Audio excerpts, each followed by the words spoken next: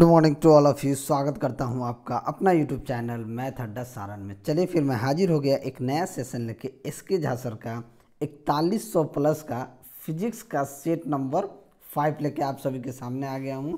कल हमने 184 तक क्वेश्चन कर लिया था, यानी 4 सेट में हमने 184 क्वेश्चन कर लिया है। आज 185 से करेंगे। तो चलिए, अगर आप हमारे चैनल पर नए हैं तो चैनल को सब्सक्राइब कर लीजिए और वीडियो को अंत तक देखिए ताकि आपको इसका फ़ायदा मिल सके।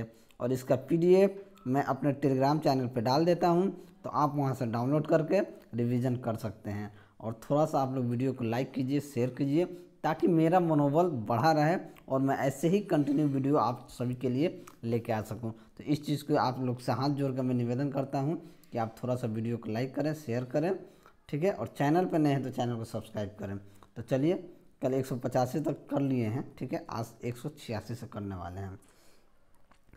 क्वेश्चन कह रहा है कि एक सरल लोलक का आवर्तकाल 1.5 सेकेंड है। यदि लोलक की लंबाई 4 गुना बढ़ा दी जाए तो नया आवर्तकाल क्या हो जाएगा। बात को समझिएगा, ठीक है। टी बराबर क्या होता है, 2 पाई √L/g होता है, ठीक है। तो ये टी जो है, देखिए लंबाई को यहाँ बढ़ाया जाता है। T is directly proportional to किसके है, तो T is directly proportional to √L का है। बात को समझिएगा, √L का है, यानी कि अगर इसकी लंबाई को 4 गुना बढ़ा दिया जाए, अगर टी बराबर √4L कर दें तो ये क्या हो जाएगा, ये √2 जो है बाहर आ जाएगा, यानी कि 2L हो जाएगा। बात को समझिएगा, जब 2√L हो जाएगा, अगर उसका आवर्तकाल 1.5 सेकेंड होगा तो टी बराबर क्या हो जाएगा, 2 गुना 1.5 यानी कि 3 सेकेंड। तो ऑप्शन बी क्या हो जाएगा, आपका सही आंसर हो जाएगा, ठीक है। जब तक आपको फॉर्मूला आपको नहीं पता होगा, ठीक है, तब तक इस चीज़ को आप अप्लाई नहीं कर पाएंगे। तो फॉर्मूला जान जाइएगा कि टी बराबर 2 पाई √L/g होता है टाइम पीरियड का, ठीक है। चलिए अगला क्वेश्चन देखते हैं कि अगर साधारण पेंडुलम की लंबाई दुगनी कर दी जाए तो आवर्तकाल क्या हो जाएगा। फिर वही क्वेश्चन है कि टी बराबर क्या होता है, 2 पाई √L/g। लंबाई को दुगनी की जाती है, यानी कि T is directly proportional to L। तो T is directly proportional to क्या हो जाएगा, दुगनी, यानी कि 2L, √2L, यानी कि √2T गुना हो जाएगा। क्या हो जाएगा, √2T गुना हो जाएगा। तो ऑप्शन बी क्या हो जाएगा, आपका सही आंसर हो जाएगा। चलिए अगला क्वेश्चन देखते हैं कि पानी के द्वारा ऊपर की तरफ लगाया गया बल क्या कहलाता है। तो पानी की तरफ ऊपर की तरफ लगाया गया बल क्या कहलाता है, गुरुत्वाकर्षण, घनत्व, घर्षण, उत्प्लावन बल कहलाता है। तो ऑप्शन सी क्या हो जाएगा, आपका सही आंसर हो जाएगा, ठीक है। अब देखिए, डैश में वृद्धि के साथ एक ठोस द्वारा डाले गए दबाव में कमी आती है, यानी कि अगर क्षेत्रफल में वृद्धि कर दिया जाए, क्षेत्रफल में वृद्धि के साथ एक ठोस द्वारा डाले गए दबाव में क्या आती है, कमी आती है। तो ऑप्शन बी क्या हो जाएगा, आपका सही आंसर हो जाएगा, ठीक है। अगला क्वेश्चन देखते हैं कि ऊपरी प्रणोद और भार डैश में प्रयुक्त होते हैं। तो ऊपरी प्रणोद और भार किस में उपयोग होते हैं, तो ये दोनों विपरीत दिशा में प्रयोग होते हैं। तो ऑप्शन बी क्या हो जाएगा, आपका सही आंसर हो जाएगा, ठीक है। अगला क्वेश्चन देखते हैं कि यदि आप एक गिलास को पानी और बर्फ से, रुक जाइए, यदि आप एक गिलास को पानी और बर्फ से पूरी तरह भरते हैं और बर्फ पूरी तरह गल जाती है तो क्या होगा, क्या होगा, जैसा जल स्तर पहले था वैसे ही रहेगा, कोई चेंजिंग नहीं होगा। तो ऑप्शन सी क्या हो जाएगा, आपका सही आंसर हो जाएगा, ठीक है। चलिए अगला क्वेश्चन है कि बर्फ़ पानी पर तैरती है क्योंकि इसका घनत्व क्या होता है, क्योंकि इसका घनत्व पानी से कम होता है। बर्फ़ का जो घनत्व होता है वो पानी से कम होता है, इसलिए पानी पर तैरती है। तो ऑप्शन बी आपका सही आंसर हो जाएगा। चलिए अगला क्वेश्चन देखते हैं। अगला क्वेश्चन है कि निम्न में से कौन सा कथन गलत है, कौन सा कथन गलत है, ये गलत कथन हमको बताना है। यदि उत्प्लावक बल वस्तु के भार से कम हो तो वस्तु डूब जाती है, ये तो बात सही है, गलत नहीं है। यदि उत्प्लावक बल वस्तु के भार से अधिक हो तो वस्तु तैरती है, ये भी बात सही है। यदि उत्प्लावक बल वस्तु के भार से कम हो तो वस्तु तैरती है, यही बात गलत है। यदि उत्प्लावक का बल वस्तु के भार से कम हो तो वस्तु डूब जाती है, तैरती नहीं है। तो ऑप्शन सी क्या हो जाएगा, ये गलत हो जाएगा। चलिए अगला क्वेश्चन देखते हैं। वीडियो अगर अच्छा लगे तो लाइक कमेंट जरूर कीजिए। यदि कोई वस्तु तैरती है तो वस्तु पर जल द्वारा लगाया जाने वाला उत्क्षेप बल क्या होता है? तो उसका उत्क्षेप बल जो होता है वो क्या होता है?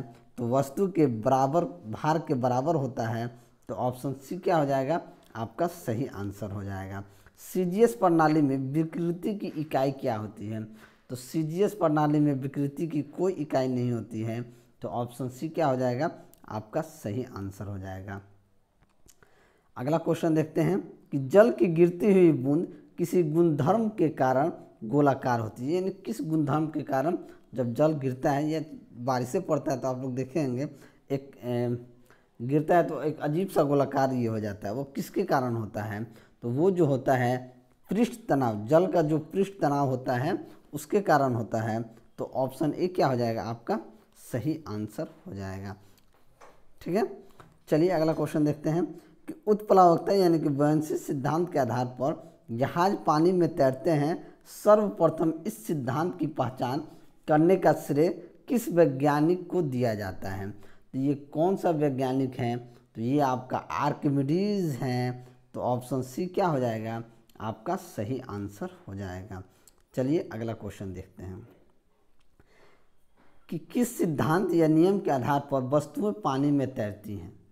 तो वस्तुएं पानी में किस नियम के आधार पर तैरती हैं? तो आर्किमिडीज के सिद्धांत पे ही वस्तुएं पानी में तैरती हैं।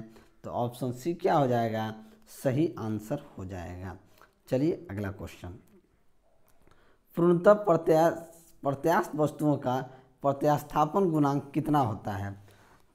तो ये पूर्णतः प्रत्यास्थ वस्तु का प्रत्यास्थापन गुणांक जो होता है वो 1 होता है। तो ऑप्शन सी क्या हो जाएगा, आपका सही आंसर हो जाएगा। चलिए अगला क्वेश्चन देखते हैं कि उत्प्लावन बल का परिमाण तरल के डैश पर निर्भर करता है। तो उत्प्लावन बल का जो परिणाम होता है ये तरल के घनत्व पर निर्भर करता है। तो ऑप्शन बी क्या हो जाएगा, आपका सही आंसर हो जाएगा। नेक्स्ट देखते हैं कि उत्प्लावन बल का डैश द्रव के घनत्व और आयतन पर निर्भर करता है।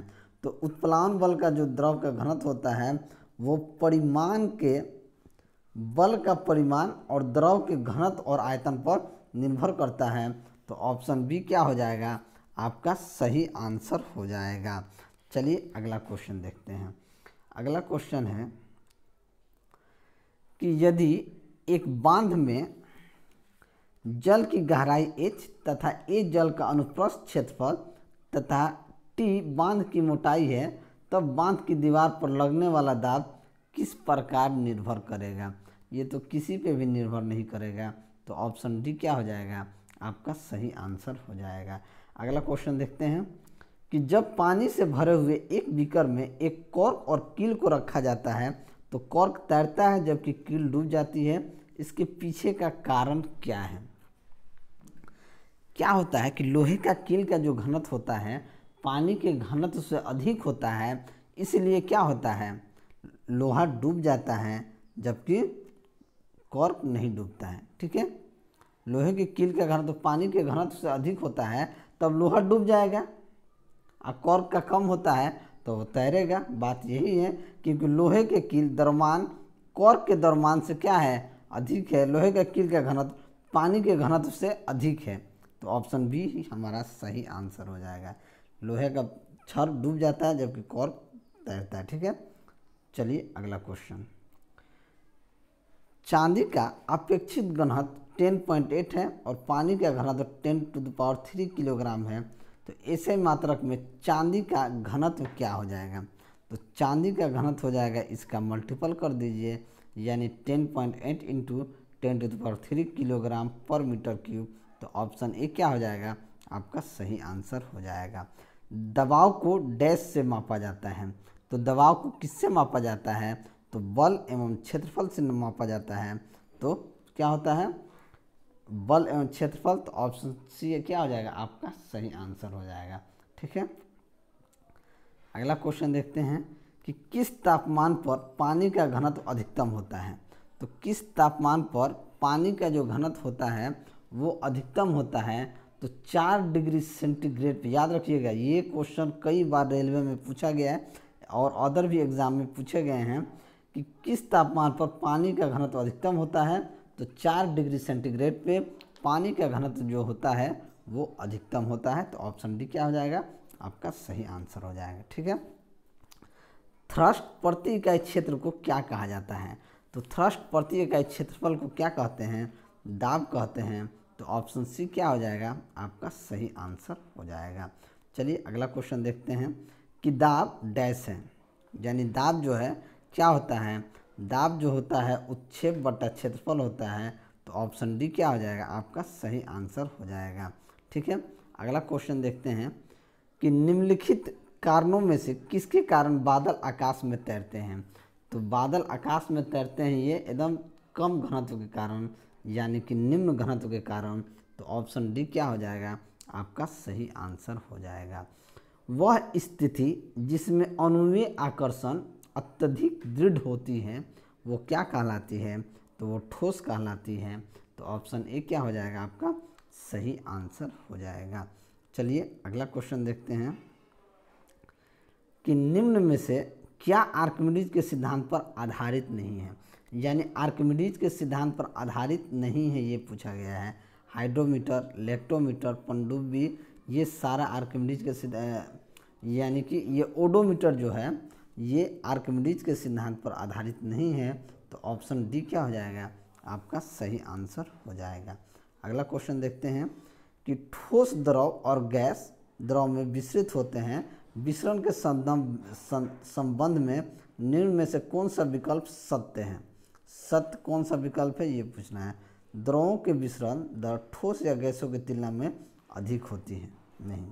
गैसों के विसरण दर द्रव या ठोस की तुलना में अधिक होती है। गैसों की विसरण दर द्रव तथा ठोस की तुलना में अधिक होती है। तो यही हमारा सही आंसर हो जाएगा, क्योंकि गैस के जो विसरण होता है द्रव और ठोस की तुलना में क्या होता है, अधिक होता है, तुरंत ये हो जाता है, विसरण कर जाता है। तो ऑप्शन बी क्या हो जाएगा, आपका सही आंसर हो जाएगा। अगला क्वेश्चन देखते हैं कि एक आदर्श तरल पदार्थ डैश है। एक आदर्श जो तरल पदार्थ होता है वो घर्षण रहित और असंपीड्य होता है। तो क्या हो जाएगा, घर्षण रहित और असंपीड्य होता है। तो ऑप्शन डी क्या हो जाएगा, आपका सही आंसर हो जाएगा। चलिए अगला क्वेश्चन देखते हैं। क्वेश्चन है कि एक दीवार द्वारा उत्पन्न बल क्या होगा जिस पर समान रूप से 10 मीटर प्रति सेकेंड की गति से पानी गिर रहा हो और निस्सरण 0.0001 मीटर क्यूब पर सेकेंड हो। भी यहाँ पे क्या दिया है, भी यहाँ पे दिया है 10 मीटर पर सेकेंड। ठीक है। पानी 10 मीटर पर सेकेंड भी दिया हुआ है, क्यू का वैल्यू दिया हुआ है। ये आपका, इसे हम कह सकते हैं 1 गुना 10⁻⁴ मीटर क्यूब पर सेकेंड। ठीक है। अब कह रहा है कि गति से गिर रहा उत्पन्न बल क्या हो जाएगा। तो F पूछ रहा है, तो F बराबर क्या होता है, ρg(h) गुना एरिया। ठीक है। F बराबर क्या हो जाएगा, यहाँ से देखेंगे F बराबर हो जाएगा ρg(v). क्या हो जाएगा, ρg(v). तो रो कितना होता है 1000 गुने v, आप g का मान 10 होता है और इसका v का मान अगर हम ले लें तो 10 इंटू ये कितना हो जाएगा 1 इंटू 10⁻⁴, यानी कि ये आ जाएगा, ये 4 जीरो से 4 जीरो ये कट जाएगा तो हमारे पास क्या बच जाएगा 1 न्यूटन। तो ऑप्शन ए क्या हो जाएगा, हमारा सही आंसर हो जाएगा। ठीक है। चलिए अगला क्वेश्चन देखते हैं। अगला क्वेश्चन है कि पीजो इलेक्ट्रिक